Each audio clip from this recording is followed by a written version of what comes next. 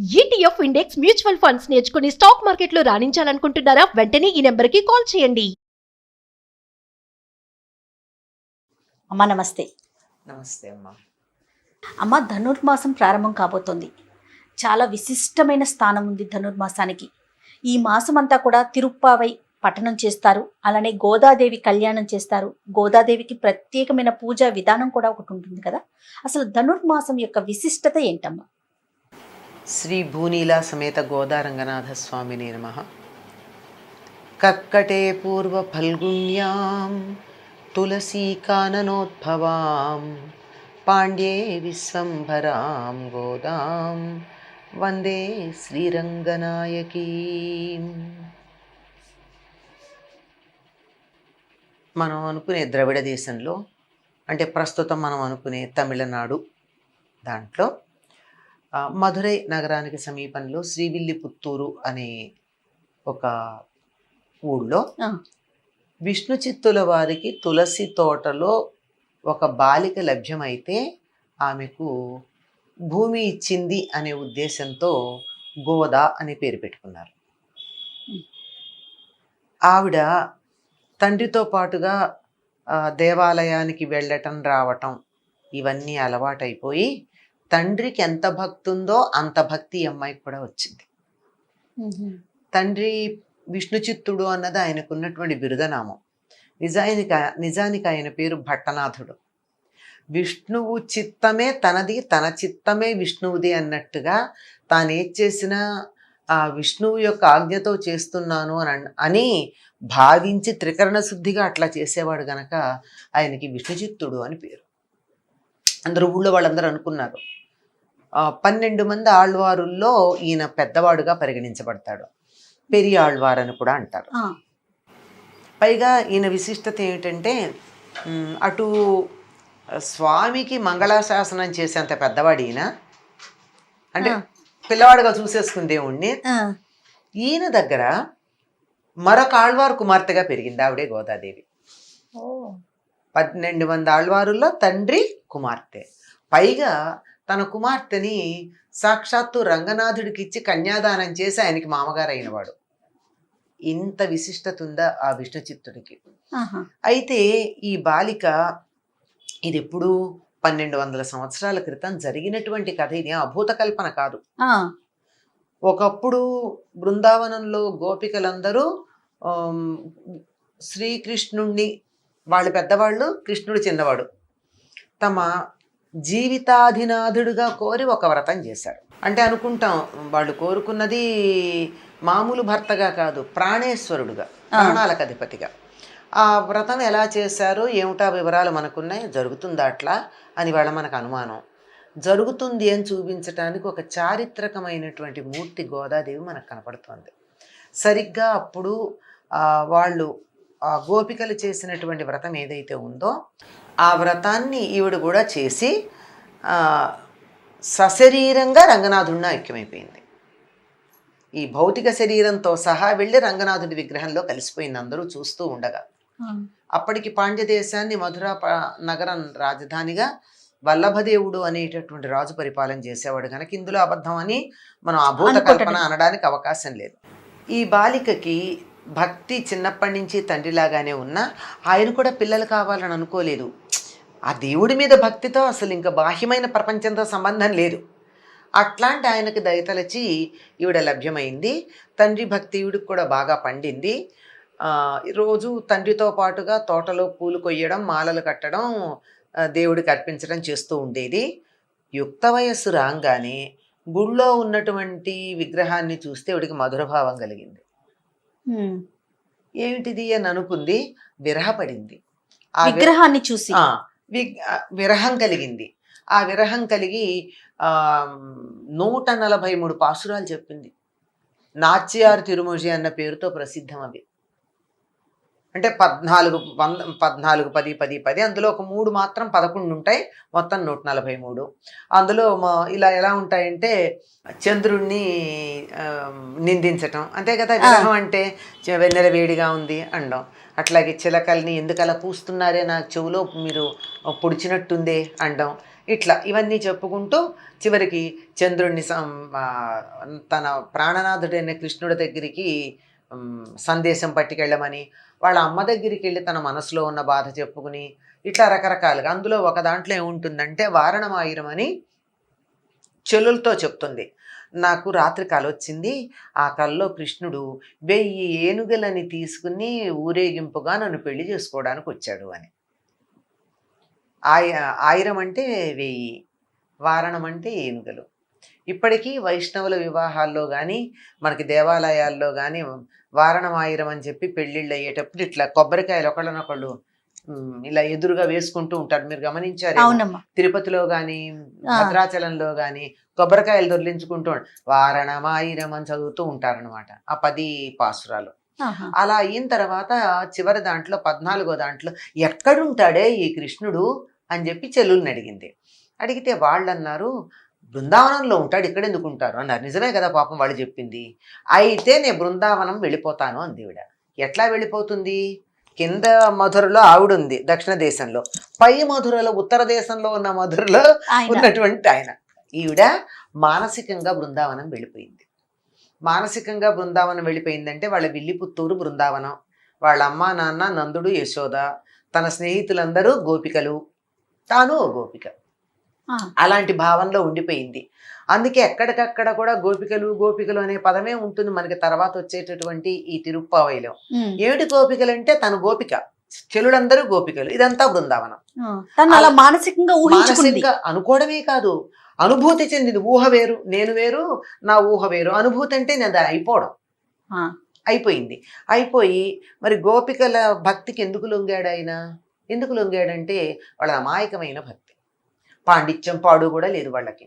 ఆ అమాయకమైన భక్తి ఉంటే నేను అలాగే ఉంటాను అని ద్రావిడ దేశంలో ఉన్న పామర్లు మాట్లాడుకునే భాషలో కవిత్వం చెప్పడం మొదలుపెట్టింది. గొల్లల్లాగా కుడిపైట వేసుకోవడం మొదలుపెట్టింది. గొల్లవాళ్లలాగా ఇలా పెడకొప్పు పెట్టుకుంది, వైరముడి అంటారు దాన్ని. ఈ పక్కన ఉంటుంది ఇట్లా. ఇప్పటికి కూడా పల్లెటూళ్ళల్లో మీరు శ్రీకాకుళం ఆ వైపు జిల్లాలకు వెళ్తే వాళ్ళ దగ్గర మిగిలింది. ఈ ముడి వేసుకుని ఈ ముడినంతా ఒక పాయ తీసిందులో పెట్టేస్తారు. ఈ పక్కన ఉంటుంది ముడి, వైరముడి అంటారు. అలా పెట్టుకుని, అంటే అలంకారం తయారవడం అదే, భాష అదే, ఇక భావాల వాళ్ళకున్నంత స్వచ్ఛమైన భావాలు. అయితే ఇది చేయడానికన్నా ముందు తండ్రిని అడిగింది ఒకసారి, ఏమనంటే ఎవరన్నా భగవంతుణ్ణి పెళ్లి చేసుకున్న వాళ్ళు ఉన్నారా అని. మనిషి అయి పుట్టి ఉన్నారు. పాప ఆయనకేం తెలిసివన్నీ, ఈవిడ ఏ ఉద్దేశంతో అడుగుతోందో. ఇప్పుడు ఏదో ప్రేమ వ్యవహారంలో పడ్డ అమ్మాయి మాట్లాడే మాటలు పాపం తల్లిదండ్రులకి ఏమర్థం అవుతాయి, పిల్ల ఇంకా ఎదగలేదు అనుకుంటారు. ఎందుకు లేరు, ద్వాపరయుగం చివరిలో కలియుగానికి కన్నా ముందు, అంటే అప్పటికి 4000 చిల్లర సంవత్సరాలు అయింది వ్యవహారం నడిచి. ఇప్పటికి కదా 5000 దాటింది ద్వాపరయుగం అయిపోయి. అయితే గోపికలు అలాగే కృష్ణుడిని తమకి ప్రాణనాథుడిగా కావాలని కోరుకుని పొందారు. ఎట్లా? కాత్యాయని వ్రతం చేసి. కాత్యాయని వ్రతం అంటే ఏమిటి అంటే ఆయన ఏదో చెప్పాడు, తెలిసిన వరకు చెప్పి మిగిలిందంతా కృష్ణుడే వాళ్ళకి పూర్తి చేయించాడు దగ్గరుండి అని. అంతే. ఈ చెప్పింది ఎప్పుడు అంటే మార్గశిర పూర్ణిమకి ముందు రోజు. ఈ మార్గశిర పూర్ణిమ నాటి నుంచి ఇంకా అదే నేను వ్రతం చేస్తానని మొదలుపెట్టింది. ఇది మనకి మార్గశిర పూర్ణిమ అన్నది మనం చాంద్రమానం ప్రకారం చెప్పుకునేది, కానీ దక్షిణ దేశంలో సౌరమానం పాటిస్తారు. సౌరమానంలో ఇది ధనుస్సులో సూర్యుడు ప్రవేశించిన రోజు, అక్కడి నుంచి లెక్క చూసుకుని దాన్ని ధనుర్మాసం అంటారు. ఇప్పుడు మనం అనుకున్న చైత్రం నుంచి పాల్గొనం దాకా ఉండే నెలల్లో ధనుర్మాసం లేదు కదా. లేదు. ఈ ధనుర్మాసం ఏమిటి అంటే ఈ ధనుస్సులో సూర్యుడు ప్రవేశిస్తే సౌరమానం ప్రకారం ధనుస్సు రాశి అయిన తర్వాత ఏమవుతోంది, జనవరి 15 కానీ 14 కానీ సూర్యుడు ధనుస్సు రాశిలో నుంచి మకరంలో ప్రవేశిస్తాడు. మనం మకర సంక్రమణం అంటున్నాం. సంక్రమణం అవంగానే వచ్చేటటువంటి మాసం మకర మాసం. మనం అది లెక్కలో ఇది ఒకటి ఈవిడ పాటిస్తుంది గనక. సరే, ఆవిడ అప్పటి నుంచి మొదలుపెట్టి ఈ వ్రతం తాను చేసి, మరి బృందావనంలో ఒక్కళ్ళు కాదు కదా చేసింది ఈ వ్రతం, అందరూ కలిసి చేశారు. బృందావనం అంటేనే అర్థం సామూహికంగా ఉద్ధరించబడడం అని, అంతే కదా. బృంద అవనం, బృందంగా ఒక్కొక్కళ్ళు కాదు. బృందంగా. ఒక్కొక్కళ్ళని ఉద్ధరించాలంటే ఎంతకాలం పడుతుంది భగవంతుడి గుంపులో గోవింద అన్నట్టు అలా అలా చేయించి గోవింద కాదులేండి అట్లా నిజంగా అక్కడి నుంచే వచ్చింది. మనకి లోకంలో అర్థం వేరే వచ్చింది కానీ నిజానికి ఆ గుంపంతా కలిసి గోవింద అని ఉద్ధరించబడ్డారు. అట్లా ఉద్ధరించబడ్డారు కనుక అట్లా చేద్దామని చెలులని పిలిచి రండి మనమంతా స్నానవ్రతం చేద్దామని చెప్పింది ఆవిడ. ఈ రోజుకు ఒక పాసురం చొప్పున చెప్పి 4 రోజులు ఈ వ్రతం చేసింది. పాసురం అన్నది ప్రాచీనమైనటువంటి తమిళ సంప్రదాయంలో ఉండే ఒకానొక ఛందస్సు. చెబుతూ మార్గళి తింగళ్ మది నిరయనన్నాళాల్ అని చెప్తూ మొదటి పాసురం చెప్పింది. 30వ పాసురంలో భట్టనాథుడి కూతురు కోదై చెప్పింది ఇది అని ఆవిడ చెప్పుకుంది. అప్పటిదాకా తన పేరు చెప్పుకోలే. మామూలుగా కవులు ఏం చేస్తారు, ముందరే వాళ్ళ వంశం వాళ్ళ పేర్లు చెప్పుకుని తర్వాత రచన చేస్తారు. ఇవిడ అట్లా చిట్ట చివరి దాంట్లో ఆ భట్టనాథుడి కుమార్తె అయినటువంటి గోద చెప్పినటువంటి పాసురాలు గనక మీరు చదువుకున్నట్టయితే మిమ్మల్ని ఆ పాల సముద్రాన్ని తరచిన సందర్భంలో ఓడలున్న పాల సముద్రాన్ని తరచినటువంటి ఆ విష్ణుమూర్తి ఎవరైతే ఉన్నారో ఆయన మిమ్మల్ని కోరిన కోరికలు తీరుస్తాడు అని చెప్పింది. మొదటేమో నారాయణనే నమక్కే అంటుంది. అందులో మార్గళి తింగళ్ళలో నారాయణుడికి నమస్కారం చేద్దామని ఇలా చెప్పినటువంటి దాంట్లో ప్రతి దాంట్లోనూ మనకేం కనపడుతుందంటే నీరాడపోద్దురు నీరాడపోదాం అంటే స్నానం చేద్దాం రండి అని పిలుస్తుంది చెరువులందరినీ. ఎందుకు స్నానం చేయాలి అంటే కృష్ణుడిని కీర్తించుకుందాము అని మొత్తం అవతారాల విశేషాలన్నీ కృష్ణుడి యొక్క ఘనత అన్నీ తలువు దాంట్లో వస్తాయి. ఏమిటి ఈవిడ స్నానం చేద్దాం రమ్మంటుంది, వీళ్ళేను పిలిస్తే తప్ప స్నానం చేయరా వీళ్ళు? పిలవటం ఏంటి, స్నానానికి పిలవడం ఏంటి అంటే ఈ స్నానం అన్నది ఒంటి మీద ఉన్న మట్టిపోయే స్నానం కాదు, మనసుకు మట్టిపోయేది. అంతేకాదమ్మా ఆత్మ కూడా శుభ్రపడేటటువంటిది. నిజానికి ఆత్మకి ఏమీ అంటకపోయినా దానికి కావాల్సింది ఏంటి, జ్ఞాన స్నానము. జ్ఞానంలో స్నానం చేద్దాం, కృష్ణ చైతన్యంలో స్నానం చేద్దాం రమ్మని చెప్పి వాళ్ళని పిలుస్తూ ఉంటుంది. అంటే ఏకం స్వాదున భుంజీత అని మనకి ఉపనిషత్తు చెప్తుంది. రుచికరమైన పదార్థం ఏది కూడా ఒక్కళ్ళు తినకూడదుట, 10 మందికి పంచుకోవాలి. పంచుకుంటే పెంచుకోవడం అవుతుంది. పంచిందే పెంచుకోవడం, తిన్నది కాదు, తిన్నది అయిపోతుంది. కనుక అట్లా చెప్తూ మొత్తం విషయాలు చెప్తుంది. దీనికి పద్ధతి ఏమిటంటే ఆవిడ చెలులతో కలిసి కొలనులో స్నానం చేయడానికి ఎడదాని రమ్మని అనేటప్పటికీ ఇంట్లో లేచి స్నానం చేసి బయలుదేరారు. పుణ్యతీర్థాల్లో స్నానం చేయడానికి ముందు చేయాలి కదా. అలా చేసి బయలుదేరి పూలు కోసి మాలలు కట్టి స్వామివారికి అర్పణ చేసి ఆ తరువాత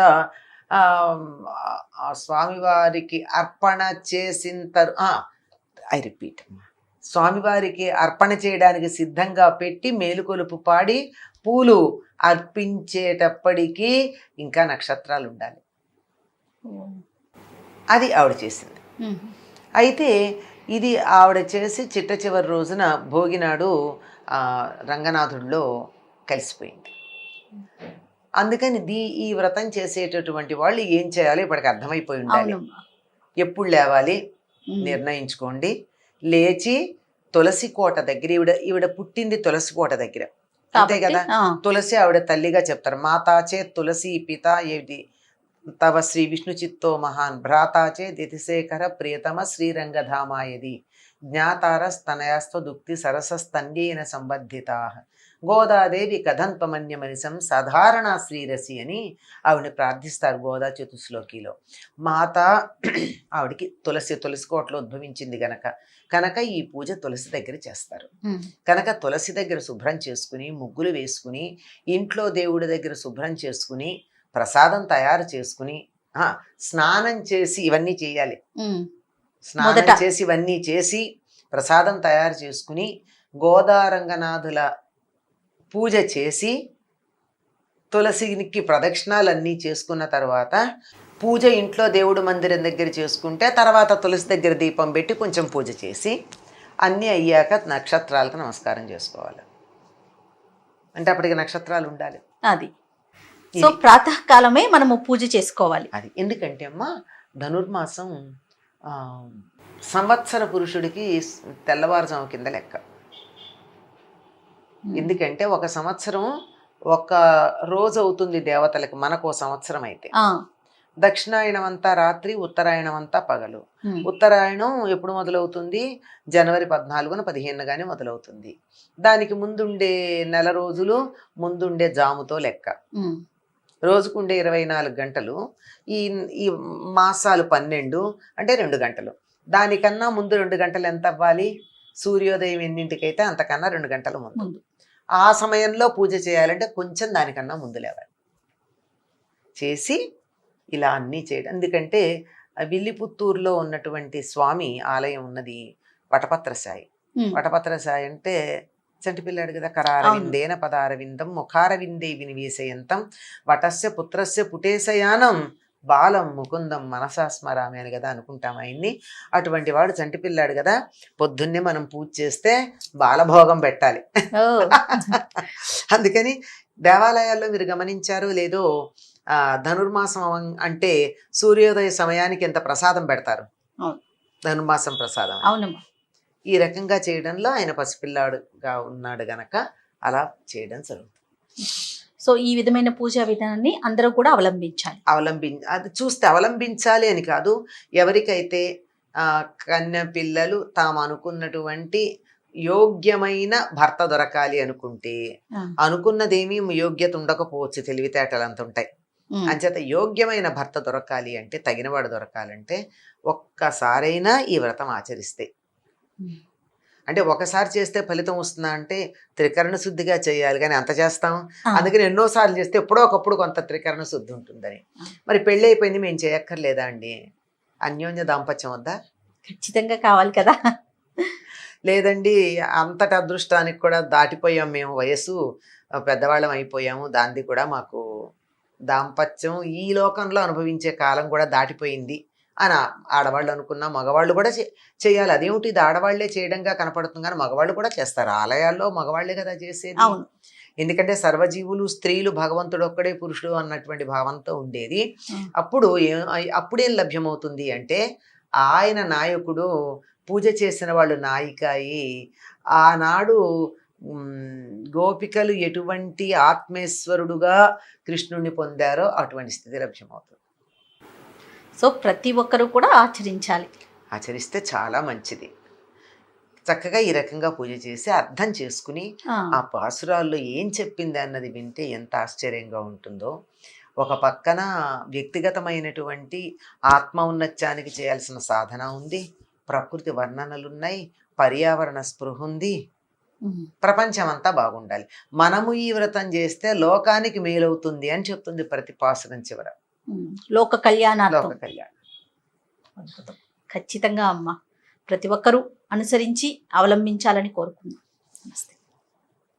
ఈ వీడియో కనుక మీకు నచ్చినట్లయితే లైక్ చేయండి, షేర్ చేయండి. మరిన్ని వీడియోస్ కోసం మా ఛానల్ని సబ్స్క్రైబ్ చేసుకోండి.